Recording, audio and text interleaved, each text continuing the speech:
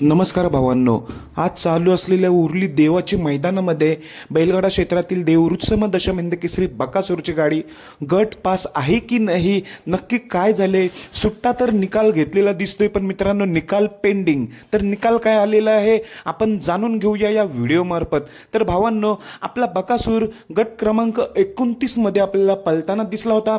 बकासूरचा पैरा होता आदत किंग बैजा. भावांनो, चांगल्या रीतीने ती गाडी पळाली होती, ती पण भावांनो कडेने. तुम्हाला माहिती आहे आता पब्लिकचा किंग बकासूर देखील आहे. आपला बकासूर कडेने पळाला होता, डाव्या खांदी पळाला होता.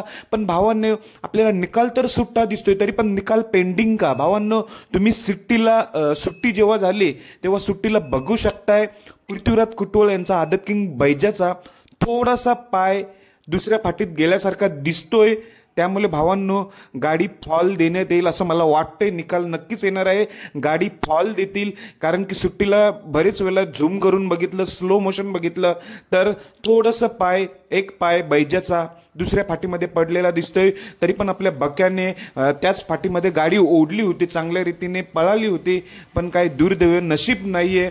बैजा देखील चांगलाच नंदी होता, पण नशिबाने काय आपल्याला आज साथ नाही दिली. उरली देवाची मैदानामध्ये सुरुवातीलाच सुट्टीला थोडी गडबड झाली, त्यामुळे आपल्या बकासूर आणि बैजाची गाडी मित्रांनो फॉल देण्यात आलेली आहे. महाराष्ट्रातील जेवढे बकासूर प्रेमी आहेत ते नक्कीच आज नाराज झालेले असतील. गाडी सुट्टा निकाल घेऊन सुद्धा मित्रांनो गाडी फॉल देण्यात आलेली आहे, सुट्टीला गडबड झाल्यामुळे. धन्यवाद भावांनो.